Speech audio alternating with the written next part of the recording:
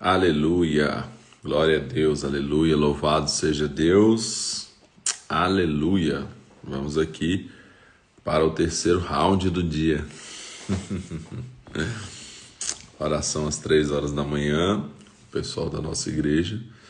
Oração às 3h42 da manhã com o desafio Oração Vira, né? Desafio 42 horas. E agora nós estamos aqui para o desafio 142 dias, dia 12 do 12, dia da minha ordenação pastoral há 17 anos atrás. Hoje estamos celebrando 17 anos que fomos ordenados ao ministério pastoral. No dia 12 do 12 de 2007 nós fomos ordenados.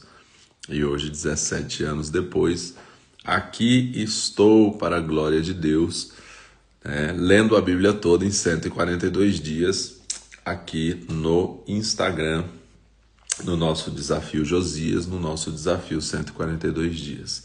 E hoje nós continuamos aqui com o apóstolo Tiago e depois voltamos para Atos e depois começamos Gálatas. Estamos lendo a Bíblia na ordem cronológica e por isso estamos em Tiago, que foi aí a carta, é considerada a carta mais antiga, Aqui foi escrita primeiro aí na ordem cronológica. Amém? Pai, obrigado, Senhor, obrigado por esses tempos de oração, obrigado por tudo que o Senhor tem feito, obrigado por essa jornada aqui de leitura da Tua Palavra. Obrigado, Deus, porque a Tua Palavra é maravilhosa, vai nos ensinando, vai nos lapidando, vai nos forjando, estamos sendo forjados em cada desafio, forjados no nosso caráter, forjados na nossa obediência ao Senhor, forjados, Senhor Deus, nos nossos relacionamentos, Senhor Deus, com as pessoas. Obrigado, Deus, por tudo que o Senhor tem feito, Deus, que o Senhor nos ajude a viver essa verdadeira religião que Tiago fala aqui, Senhor, de nos preocupar com os menos favorecidos, com o órfão e com a viúva, e também, Senhor Deus, de nos mantermos incontaminados diante de um mundo tão corrompido, que possamos nos manter puros, guardados, protegidos pelo Senhor, meu Deus, em nome de Jesus Cristo. Que essa leitura de hoje possa nos abençoar, que possamos encontrar os tesouros do Senhor para as nossas vidas, em nome de Jesus. Amém, amém e amém. Tiago, então, capítulo 2. Meus irmãos, como crentes em nosso Senhor Jesus Cristo, Senhor da glória, não façais acepção de pessoas. Por exemplo, se na vossa reunião entrar algum homem com um anel de ouro no dedo e com trajes de luxo, e entrar também algum pobre andrajoso, que palavra é essa, meu Deus? Nunca ouvi essa palavra. Andrajoso.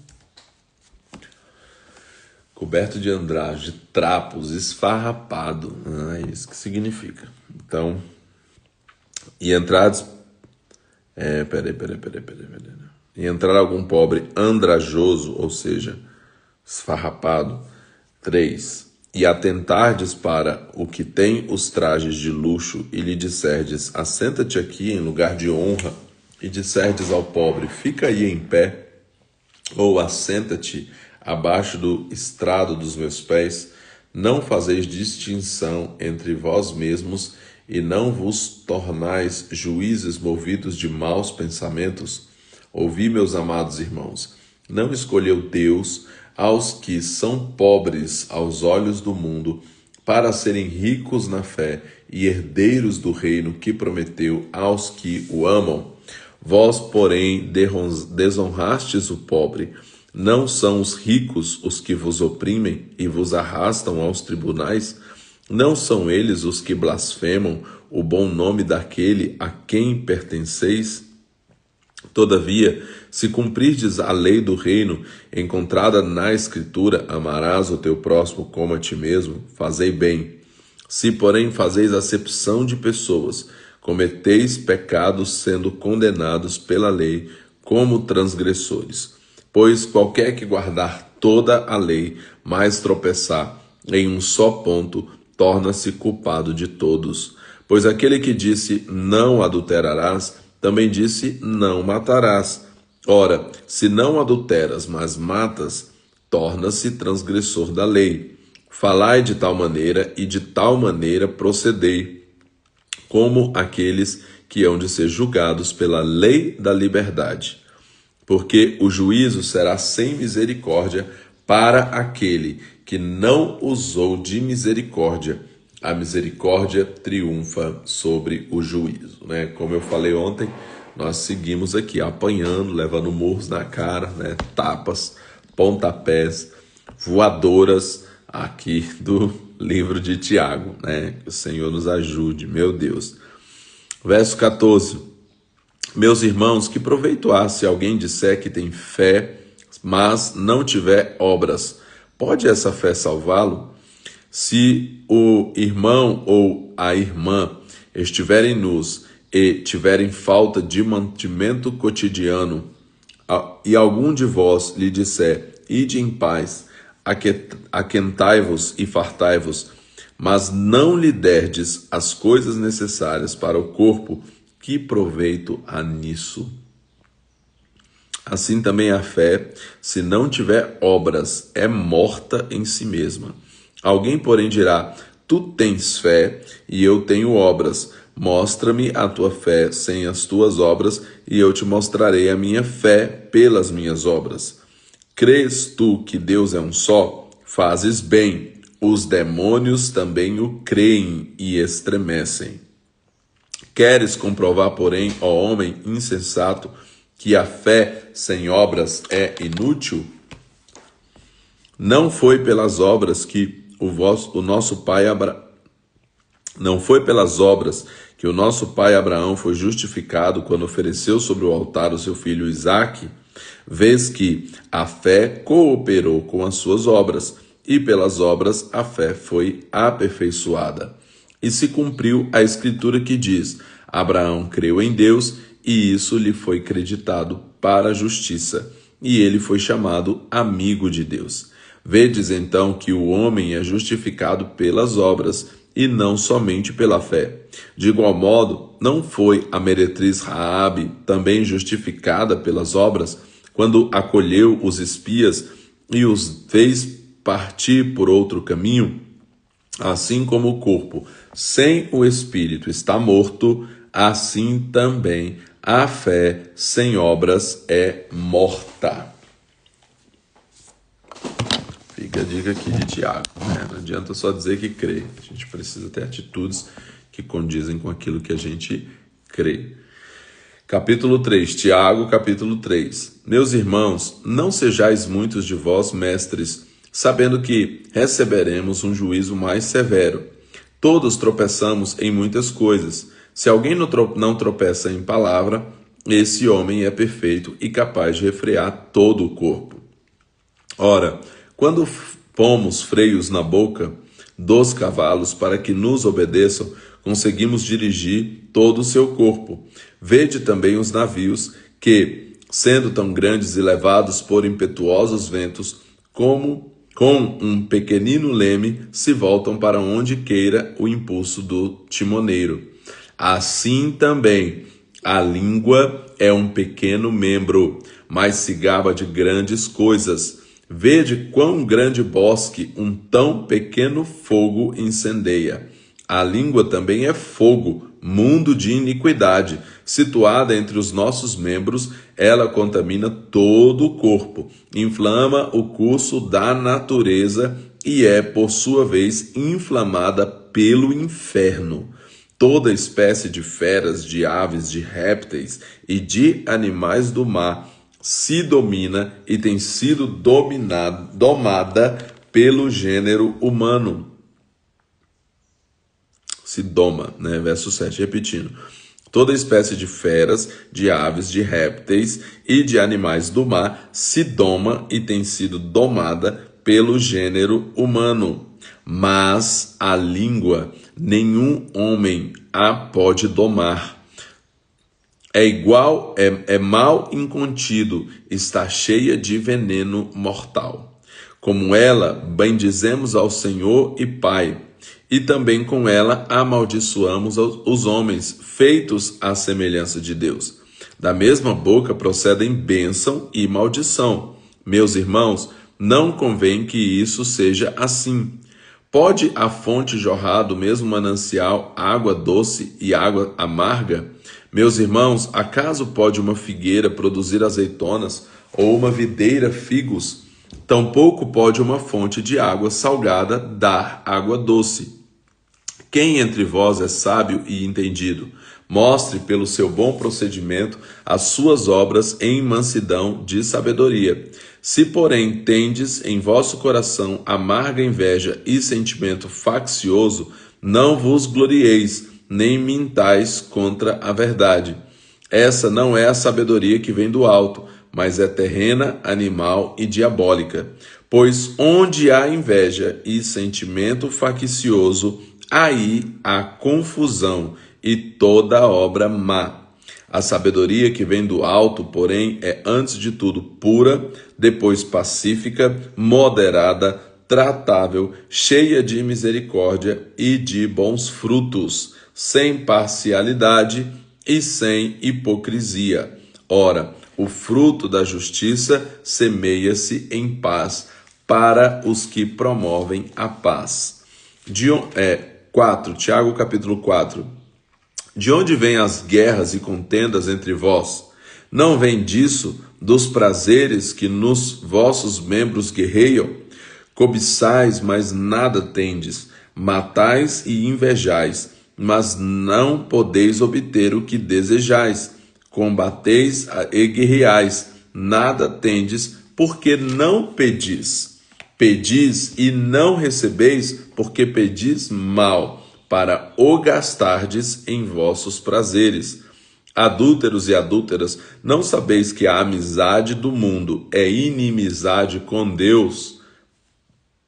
Portanto, qualquer que quiser ser amigo do mundo, constitui-se inimigo de Deus. Ou pensais que, em vão diz a Escritura, o Espírito que ele fez habitar em nós tem intenso ciúme? Antes, ele nos dá uma graça maior. Portanto, diz a Escritura, Deus resiste aos soberbos, mas dá graça aos humildes. Sujeitai-vos, pois, a Deus, resisti ao diabo, e ele fugirá de vós. Chegai-vos a Deus, e ele se chegará a vós. Lavai as mãos, pecadores, e vós, de mente dividida, purificai o coração. Senti as vossas misérias, lamentai e chorai. Converta-se o vosso riso em pranto e a vossa alegria em tristeza. Humilhai-vos perante o Senhor, e ele vos exaltará. Irmãos, não faleis mal uns dos outros. Quem fala mal de um irmão ou julga a seu irmão, fala mal da lei e julga a lei. Ora, se julgas a lei, não és observador da lei, mas juiz. Há um só legislador e juiz, aquele que pode salvar e destruir. Tu, porém, quem és que julga ao próximo? E agora, vós que dizeis, hoje ou amanhã iremos a tal cidade, lá passaremos um ano, negociaremos e ganharemos? Ora, não sabeis o que acontecerá amanhã. O que é a vossa vida? É um vapor que aparece por um pouco e logo se desvanece. Em lugar disso, devias dizer, se o Senhor quiser, viveremos e faremos isto ou aquilo. Agora, porém, vós vos orgulhais das vossas pretensões. Ora, toda vanglória, tal como essa, é maligna. Aquele, pois, que sabe o bem que deve fazer e não o faz, comete pecado. Repetindo o verso 17. Aquele, pois, que sabe o bem que deve fazer e não faz, comete pecado. 1 Pedro capítulo 5.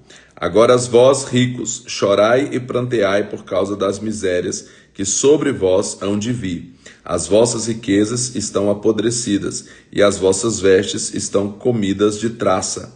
o vosso ouro e a vossa prata se enferrujam. A sua ferrugem dará testemunho contra vós e devorará a vossa carne como fogo. Entesouraste nos últimos dias. Vede o salário dos trabalhadores que ceifaram os vossos campos e que por vós foi retido com fraude está clamando. Os clamores dos ceifeiros chegaram aos ouvidos do Senhor Todo-Poderoso.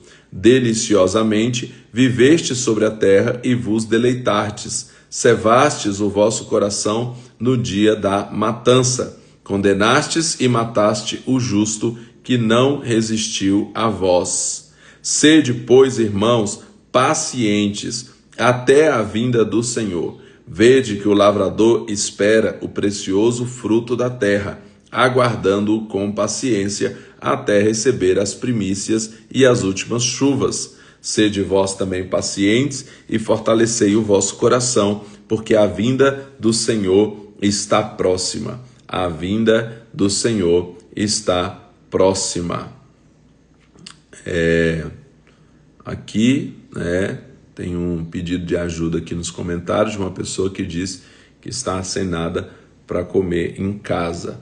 Eu quero que você me mande então aí uma mensagem no direct, porque eu não ajudo com dinheiro pessoas na internet, porque já caí em alguns golpes. Infelizmente existem muitas pessoas de má fé e aí a gente acaba, alguns acabam sofrendo por causa de outros que agem de má fé.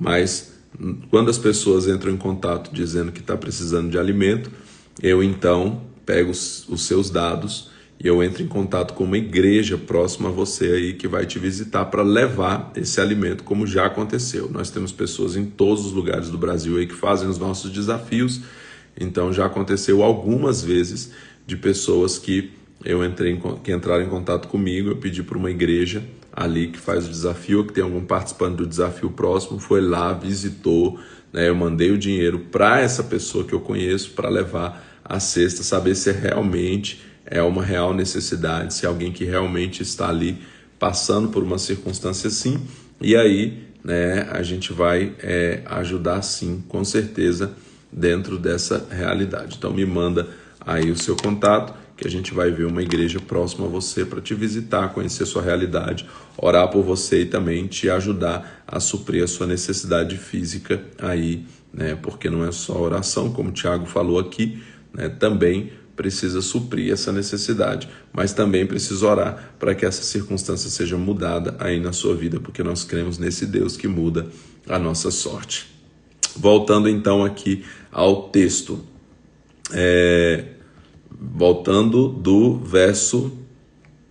vamos voltar do verso 7.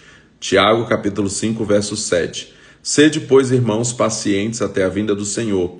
Vede que o lavrador espera o precioso fruto da terra, aguardando-o com paciência até receber as primeiras e as últimas chuvas. Sede vós também pacientes e fortalecei o vosso coração, porque a vinda do Senhor está próxima. Irmãos, não vos queixeis uns dos outros para não serdes julgados. O juiz está à porta. Irmãos, tomai como exemplo de sofrimento e paciência os profetas que falaram em nome do Senhor. Como sabeis, temos por bem-aventurados os que perseveraram. Ouviste da paciência de Jó e vistes o fim que o Senhor lhe deu. O Senhor é cheio de misericórdia e compaixão. Sobretudo, porém, meus irmãos, não jureis nem pelo céu, nem pela terra, nem por qualquer outra coisa. Seja, porém, o vosso sim, sim, e o vosso não, não, para não serdes condenados. Está alguém entre vós aflito? Ore. Está alguém contente? Cante louvores. Está alguém entre vós doente? Chame os presbíteros da igreja e orem sobre ele, ungindo-o com óleo em nome do Senhor. E a oração da fé salvará o doente. O Senhor o levantará. Se houver cometido pecados, lhe serão perdoados. Portanto, confessai os vossos pecados uns aos outros e orai uns pelos outros, para serdes curados. A oração de um justo é poderosa e eficaz. Elias era homem humano e estava sujeito às mesmas paixões que nós, mas orou com fervor para que não chovesse, e durante 3 anos e 6 meses não choveu sobre a terra. E orou outra vez, e o céu deu chuva, e a terra produziu o seu fruto. Meus irmãos, se algum dentre vós se desviar da verdade, e alguém o converter, sabei que aquele que fizer converter um pecador do erro do seu caminho, salvará da morte uma alma e cobrirá uma multidão de pecados. Então, aquele que fizer converter um pecador do erro do seu caminho, salvará salvará da morte uma alma e cobrirá uma multidão de pecados. Então, Tiago completa assim, enfatizando o poder da oração, que cura o doente, o poder de confessar as culpas uns aos outros para sermos curados, um segredo aqui de psicologia que revolucionou a psicologia, a cura pela fala, dando origem à psicanálise, mas que Tiago já falava sobre isso. E ele cita Elias como sendo alguém humano, sujeito às mesmas paixões que nós, mas que orou para que não chovesse e não choveu por causa da oração fervorosa de Elias, da mesma forma como depois ele orou para que viesse a chuva, e aí a chuva veio, E Tiago, então, usa o exemplo dele para mostrar que nós podemos, como Elias, orar e ver acontecer. Então, registrando aqui que nós completamos Tiago capítulo 12. Aí nós voltamos para Atos, Estamos aqui na ordem cronológica, voltamos para Atos 12, 13 e 14. Atos, capítulos 12, 13 e 14. Vamos lá. Atos 12. Por aquele mesmo tempo, o rei Herodes prendeu alguns da igreja para os maltratar. Atos 12, Mandou matar à espada Tiago, irmão de João. Vendo que isso agradava aos judeus, continuou mandando prender também a Pedro, e isso aconteceu nos dias dos pães sem fermento. Havendo-o prendido, trancou-o na prisão, entregando-o a 4 grupos de 4 soldados para que o guardassem, querendo apresentá-lo ao povo depois da Páscoa. Esse Tiago aqui, eu acredito que seja um outro Tiago, senão ele falaria que era o irmão do Senhor, uma vez que aquele que escreveu a carta que a gente acabou de ler era irmão do Senhor. Mas vamos ver aqui se a gente acha essa informação, porque aqui não tem essa informação aqui na Scofield, nenhum comentário.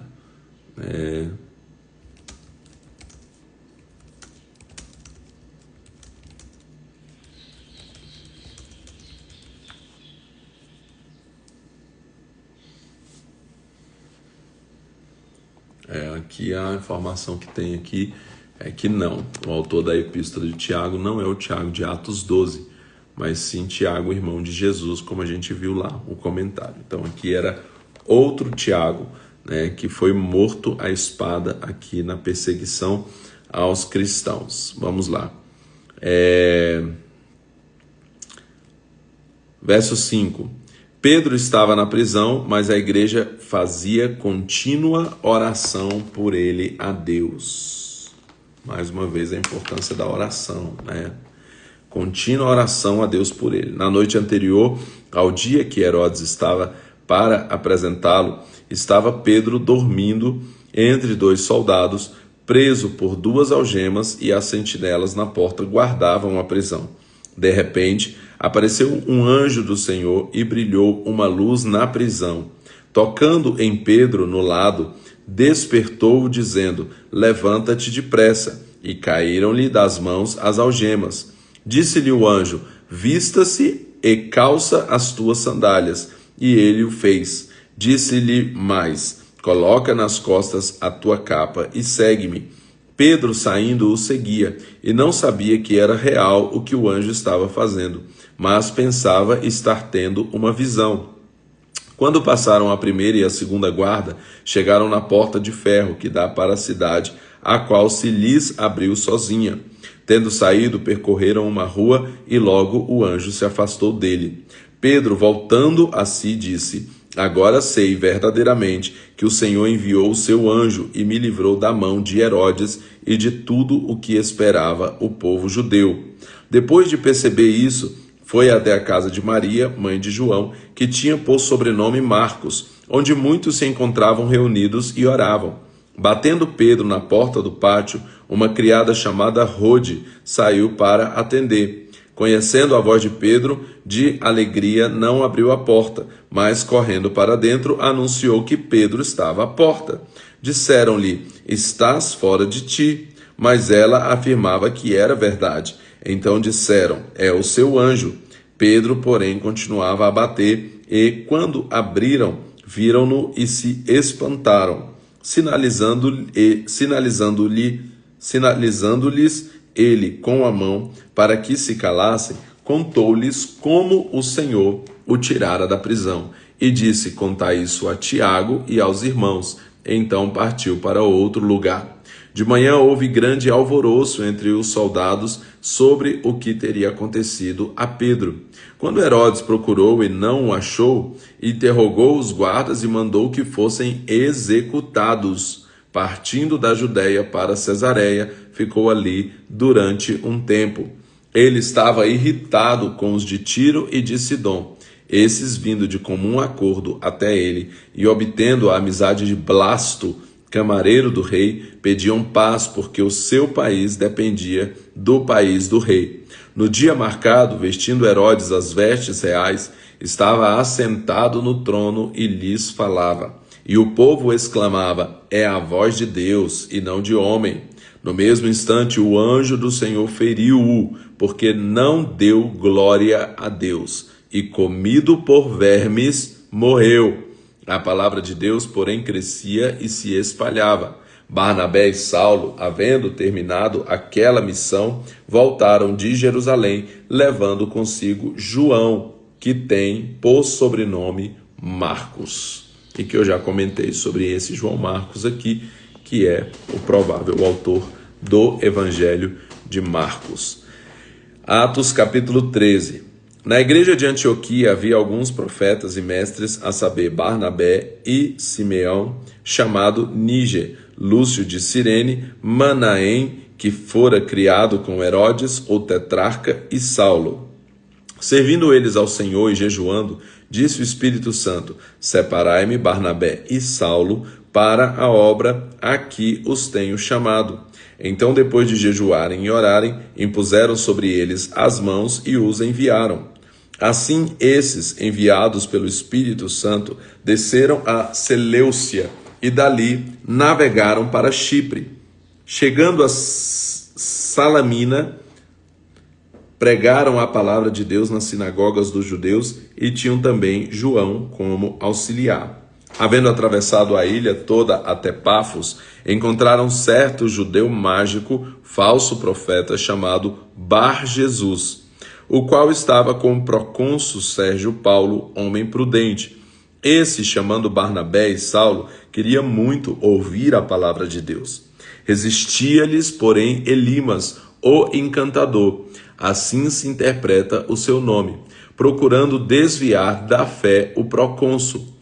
Todavia Saulo, que também se chama Paulo, cheio do Espírito Santo, olhando para ele, disse: Ó filho do diabo, cheio de todo engano e de toda malícia, inimigo de toda a justiça, não vais parar de perturbar os retos caminhos do Senhor? Agora a mão do Senhor está contra ti, e ficarás cego, sem ver a luz do sol, por algum tempo. No mesmo instante caiu sobre ele uma névoa e escuridão, e tateando, buscava quem o guiasse pela mão. Então o procônsul, vendo o que havia acontecido, creu maravilhado na doutrina do Senhor. Partindo de Pafos, Paulo e os que estavam com ele chegaram a Perge da Panfilha, Mas João, separando-se deles, voltou para Jerusalém. Eles, saindo de Perge, chegaram a Antioquia da Psídia. Entrando na sinagoga, num dia de sábado, assentaram-se. Depois da leitura da lei e dos profetas, mandaram-lhes dizer os principais da sinagoga: Irmãos, se tendes alguma palavra de consolação para o povo, falai. Paulo levantou-se, pedindo silêncio com a mão, disse: Homens de Israel, e os que temeis a Deus, ouvi. O Deus do povo de Israel escolheu nossos pais e fez o povo prosperar, sendo eles estrangeiros na terra do Egito. Com braço poderoso os tirou dela e suportou os seus costumes no deserto por um período de quase 40 anos. E destruindo 7 nações na terra de Canaã, deu-lhes por herança a terra deles. Depois disso, por quase 450 anos, lhes deu juízes até o profeta Samuel. Depois pediram um rei, e Deus lhes deu Saul, filho de Quis, da tribo de Benjamim, por 40 anos. Quando este foi rejeitado, levantou-lhes como rei Davi, do qual deu testemunho, dizendo: Achei Davi, filho de Jessé, homem segundo o meu coração, que fará toda a minha vontade. Da descendência desse, conforme a promessa, levantou Deus Jesus para Salvador de Israel. Antes da vinda de Jesus, João pregou a todo o povo de Israel o batismo de arrependimento. João, porém, quando completava a carreira, disse: Quem pensais vós que eu sou? Eu não sou o Cristo, mas após mim vem aquele a quem não sou digno de desatar as sandálias dos pés. Irmãos, filhos de geração de Abraão, e os que dentre vós temeis a Deus, a vós é enviada a palavra desta salvação. Por não terem conhecido Jesus, os que habitavam em Jerusalém e suas autoridades condenaram-no, cumprindo assim as vozes dos profetas que se leem todos os sábados. Embora não encontrando nenhuma causa de morte, pediram a Pilatos que ele fosse morto. Havendo eles cumprido todas as coisas que dele estavam escritas, tirando-o do madeiro, puseram-no na sepultura. Deus, porém, o ressuscitou dentre os mortos. E ele, por muitos dias, foi visto pelos que subiram com ele da Galiléia para Jerusalém, os quais agora não são testemunhas os quais agora são suas testemunhas diante do povo. E nós vos anunciamos que a promessa feita aos nossos pais, Deus cumpriu a nós, seus filhos, ressuscitando Jesus. Como também está escrito no Salmo 2: Tu és meu filho, hoje te gerei. O fato de que Deus o ressuscitaria dos mortos para que nunca entrasse em decomposição é desta forma declarado: As santas e fiéis bênçãos de Davi vos darei. Pelo que também em outro salmo diz: Não permitirás que o teu santo sofra a decomposição. Pois tendo Davi, no seu tempo, servido conforme a vontade de Deus, dormiu e foi posto junto de seus pais e sofreu decomposição. Aquele, porém, a quem Deus ressuscitou, nenhuma decomposição sofreu. Seja-vos sabido, irmãos, que por este se vos anuncia o perdão de pecados, e de tudo o que pela lei de Moisés não puseste ser justificado, por ele é justificado todo aquele que crê. Cuidado para que não venha sobre vós o que os profetas disseram: Vede, ó zombador, admirai-vos e desaparecei, pois o opero em... 41. Vedes, ó zombadores, admirai-vos e desaparecerei, pois opero uma obra em vossos dias, obra tal que não crereis, se alguém a contar. Quando Paulo e Barnabé iam saindo da sinagoga, o povo pediu... É isso mesmo. Quando Paulo e Barnabé iam saindo da sinagoga, o povo pediu para que no sábado seguinte lhes dissessem as mesmas coisas. E ao saírem da sinagoga, muitos dos judeus e dos convertidos ao judaísmo seguiram Paulo e Barnabé, os quais, falando-lhes, os encorajava a que permanecessem na graça de Deus. Permanecer na graça de Deus. No sábado seguinte, reuniu-se quase toda a cidade para ouvir a palavra de Deus. Então os judeus, vendo a multidão, encheram-se de inveja e, blasfemando, contradiziam o que Paulo falava. Paulo e Barnabé, porém, ousadamente disseram: era necessário que a vós se pregasse primeiro a palavra de Deus, visto, porém, que a rejeitais e não vos julgais dignos da vida eterna, voltamo-nos para os gentios, pois assim nos ordenou o Senhor.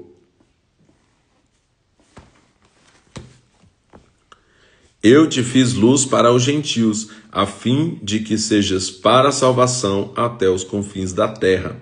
Os gentios, ouvindo isso, alegraram-se e glorificaram a palavra do Senhor.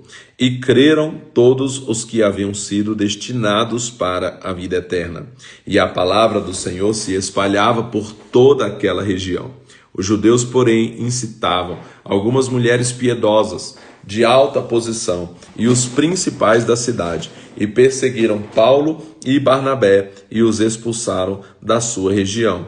Sacudindo, porém, contra eles o pó dos seus pés, partiram para Icônio.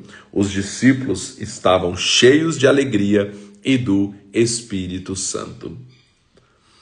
Atos capítulo 14.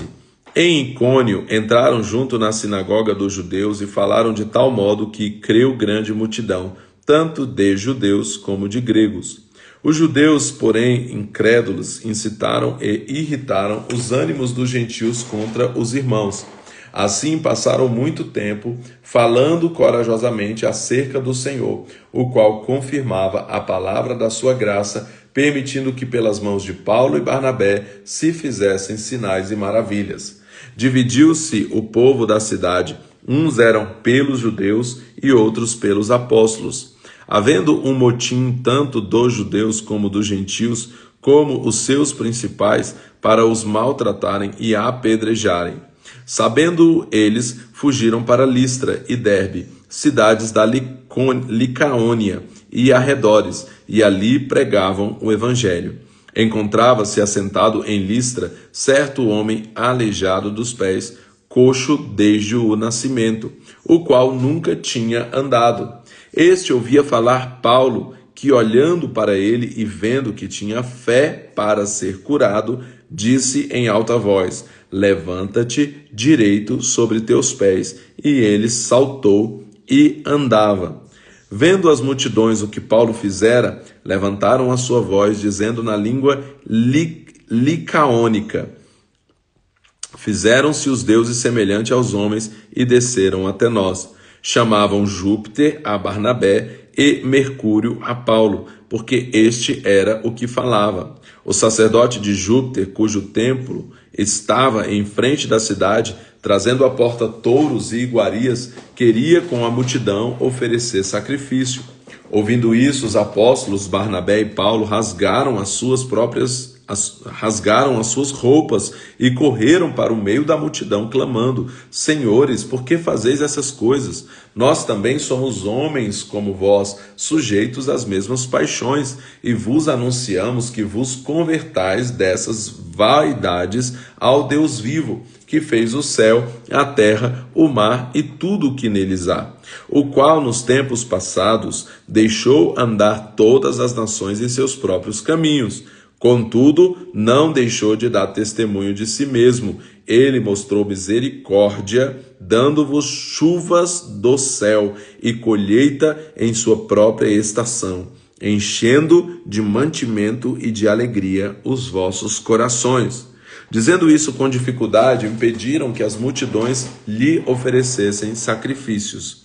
Chegaram, porém, uns judeus de Antioquia e de Icônio, os quais, tendo convencido a multidão, apedrejaram Paulo e o arrastaram para fora da cidade, pensando que estava morto. Foi apedrejado até ser dado por morto.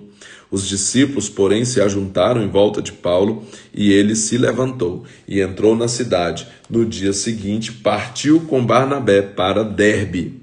Tendo pregado o evangelho naquela cidade, feito muitos discípulos, voltaram para Listra, Icônio e Antioquia, renovando os ânimos dos discípulos, incentivando-os a permanecerem firmes na fé, dizendo que por muitas tribulações nos é necessário entrar no reino de Deus.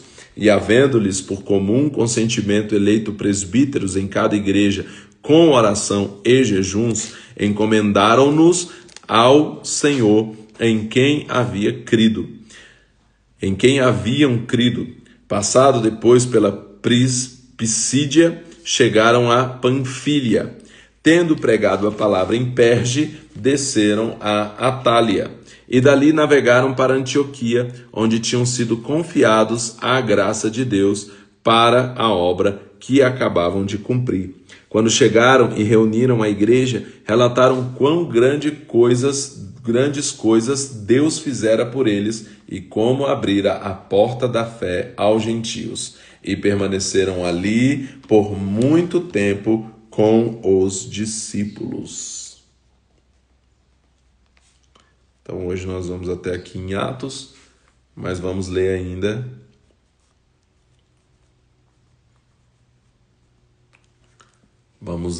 ainda Gálatas. Vamos começar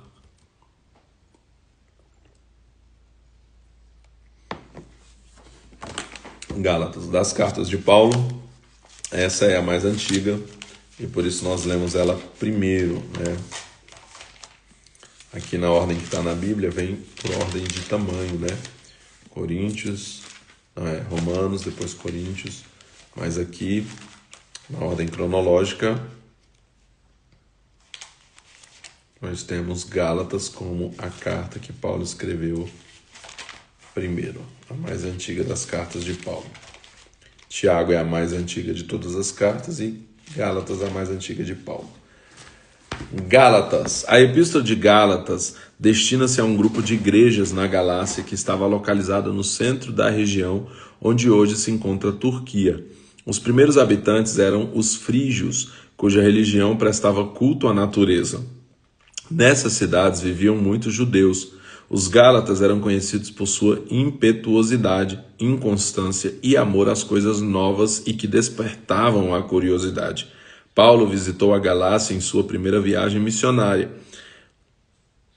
Icônio, Listra e Derbe estavam situadas na parte sul da Galácia e na terceira. Embora não haja documentos que registrem seu labor no estabelecimento dessas igrejas, o Espírito Santo proibiu o apóstolo de pregar ali em sua segunda viagem missionária. Quando Paulo escreveu, as igrejas da Galácia estavam enfrentando uma dupla ameaça relacionada à pureza da doutrina e à pureza de conduta. Certos indivíduos haviam entrado em um terreno em que o evangelho de Cristo poderia ser pervertido. Eles insistiam que, embora a salvação viesse de Cristo, as obras também eram necessárias para a salvação. Os gálatas estavam começando a ceder a essa atitude judaizante, o erro legalista, e estavam voltando a uma escravidão da observância de dias, meses, anos, épocas. De maneira avassaladora, Paulo derruba todos os argumentos em favor da mescla da lei com a fé, destacando que Abraão foi justificado somente pela fé 430 anos antes que a lei de Moisés fosse dada. O apóstolo responde ao segundo erro, o erro complementar, que um crente se torna espiritualmente maduro por meio da observância da lei, né? Isso é considerado um erro aqui, apresentando a verdade do poder santificador do Espírito Santo e as riquezas espirituais que o cristão pode obter quando permite que o Espírito Santo que habita nele governe sua vida. Gálatas, então, primeiro capítulo. Paulo, apóstolo, não da parte de homens, nem por homem algum, mas por Jesus Cristo e por Deus Pai, que o ressuscitou dentre os mortos, e todos os irmãos que estão contigo, às igrejas da galáxia. Graça e paz a vós, outros da parte de Deus, que estão comigo, né? Verso 2. E todos os irmãos que estão comigo, às igrejas da galáxia. Repetindo, vamos começar de novo. Gálatas, capítulo 1. Paulo, apóstolo, não da parte de homens, nem por homem algum, mas por Jesus Cristo e por Deus Pai, que o ressuscitou dentre os mortos, e todos os irmãos que estão comigo, às igrejas da Galácia. Graça e paz a vós outros, da parte de Deus, nosso Pai e do nosso Senhor Jesus Cristo, o qual se deu a si mesmo por nossos pecados para nos livrar do presente século mau, segundo a vontade de Deus, nosso Pai, a quem seja glória para todos sempre. Amém. Admira-me que tão depressa estejais passando daquele que vos chamou na graça de Cristo para outro evangelho, o qual não é outro evangelho. Mas há alguns que vos inquietam, querendo perverter o evangelho de Cristo. Mas ainda que nós mesmos ou um anjo do céu vos anuncie outro evangelho, além do que já vos anunciamos, seja amaldiçoado. Assim como já o dissemos, agora de novo também digo: se alguém vos anunciar outro evangelho, além do que já recebestes, seja amaldiçoado. Persuado eu agora a homens ou a Deus? Ou procuro agradar a homens? Se estivesse ainda agradando aos homens, não seria servo de Cristo. Faço-vos, porém, saber, irmãos, que o evangelho que por mim foi anunciado não é segundo os homens. Não o recebi de homem algum, nem o aprendi, mas eu o recebi pela revelação de Jesus Cristo, pois já ouviste qual foi antigamente a minha conduta no judaísmo, como sobremaneira perseguia a igreja de Deus e a assolava. Eu, na minha nação, excedia em judaísmo a muitos da minha idade, sendo extremamente zeloso das tradições de meus pais. Quando, porém, aprouve a Deus, que desde o ventre da minha mãe me separou, me chamou pela sua graça, revelar seu Filho em mim, para que o pregasse entre os gentios, não consultei pessoa alguma, tampouco subi a Jerusalém para estar com os que já antes de mim eram apóstolos, mas parti para a Arábia e voltei outra vez a Damasco. Depois, passados 3 anos, subi a Jerusalém para ver Pedro e fiquei com ele 15 dias. E não vi nenhum outro dos apóstolos, senão Tiago, irmão do Senhor. Esse Tiago aqui provavelmente é o autor da carta, porque é o irmão do Senhor, né? Como diz lá, ele se apresenta como Tiago, irmão do Senhor. Ora, acerca do que vos escrevo diante de Deus, testifico que não minto. Depois fui para as regiões da Síria e da Cilícia. Eu não era conhecido de vista das igrejas de Cristo na Judéia. Somente tinham ouvido dizer: aquele que antes nos perseguia, agora anuncia a fé que outrora procurava destruir, e glorificavam a Deus a meu respeito. Capítulo 2, Gálatas, capítulo 2. Depois, passados 14 anos, subi outra vez a Jerusalém com Barnabé, levando também comigo a Tito. E subi por causa de uma revelação, e lhes expus o evangelho que prego entre os gentios, mas particularmente aos que pareciam ter maior destaque, para que de maneira alguma não corresse ou não tivesse corrido em vão. Mas nem mesmo Tito, que está comigo, sendo grego, foi constrangido a circuncidar-se. E isso por causa dos falsos irmãos, que se infiltram em nosso meio com o fim de espionar a liberdade que temos em Cristo Jesus para reduzir-nos à escravidão. Então Paulo cita aqui que em Cristo os convertidos, os gentios, eles têm uma liberdade, não precisam se circuncidar e passar por todos os rituais e todas aquelas coisas que nós temos aí para os judeus. E aqui ele está dizendo que essa é a liberdade, mas que alguns se infiltravam ali para poder espiar essa liberdade e para se levantar contra eles, por eles não cumprirem exatamente a lei ali cerimonial principalmente, né? Não nos submetemos a eles, nem ainda por uma hora, para que a verdade do Evangelho permanecesse entre vós. E quanto àqueles que pareciam ser influentes, quais tenham sido noutro tempo, não importa, Deus não aceita a aparência do homem. Esses, digo, que pareciam ser influentes, nada me acrescentaram. Pelo contrário, viram que o evangelho da incircuncisão me fora confiado, como a Pedro o da circuncisão. Pois Deus, que operou eficazmente em Pedro para o apostolado da circuncisão, operou também em mim com eficácia para com os gentios, né? O evangelho da circuncisão aí fala de evangelho no sentido de que judeus convertidos, né? Enquanto que o da incircuncisão fala dos gentios convertidos. Quando conheceram a graça que me fora dada, Tiago, Cefas e João, que eram considerados as colunas, estenderam-nos a mão direita em sinal de comunhão, a mim e a Barnabé, para que nós fôssemos aos gentios e eles fossem à circuncisão. Recomendaram-nos somente que nos lembrássemos dos pobres, o que também procurei fazer com diligência. E chegando Pedro a Antioquia, enfrentei-o cara a cara, porque sua atitude era condenável. Então Paulo fala aqui que ele repreendeu Pedro, porque Pedro estava com uma atitude condenável, ele vai dizer qual é aqui, né? Então Pedro, que é aí, né, o grande apóstolo, considerado uma das colunas da igreja, Paulo o confrontou por causa da sua atitude aqui. Verso 12, porque antes que alguns tivessem chegado da parte de Tiago, ele comia com os gentios, mas depois que chegaram, foi se retirando e se apartou deles, temendo os que eram da circuncisão. E os outros judeus também foram hipócritas, de maneira que até Barnabé se deixou levar pela sua dissimulação.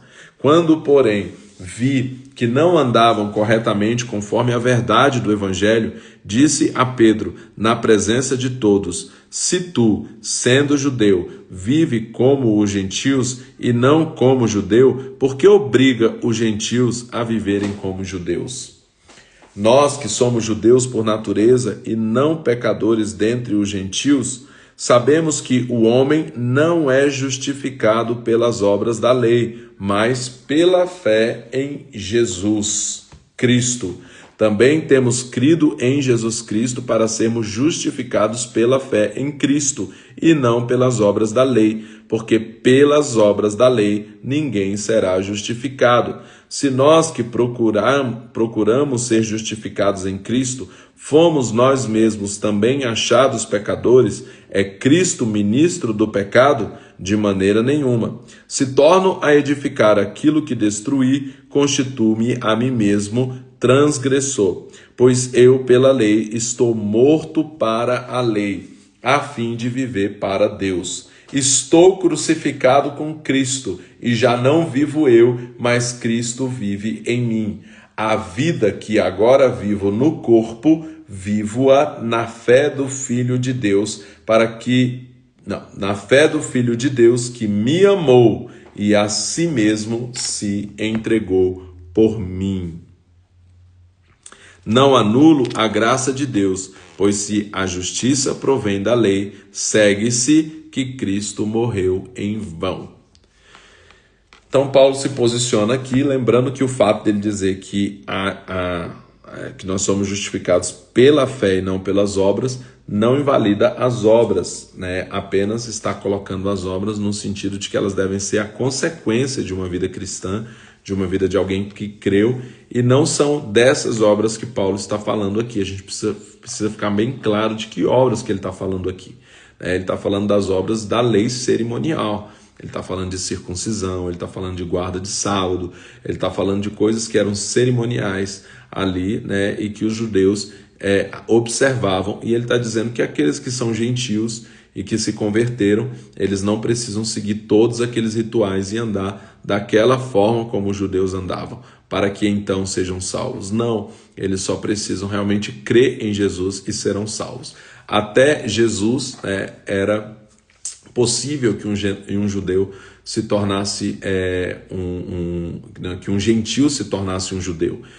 Para que ele passasse a ser judeu, ele tinha que ser circuncidado, ele tinha que passar por todos os rituais, ele tinha que obedecer todos os mandamentos, toda a lei cerimonial, não somente a lei moral, mas toda a lei cerimonial. Ele tinha que fazer tudo isso, ele se tornava um convertido ao judaísmo.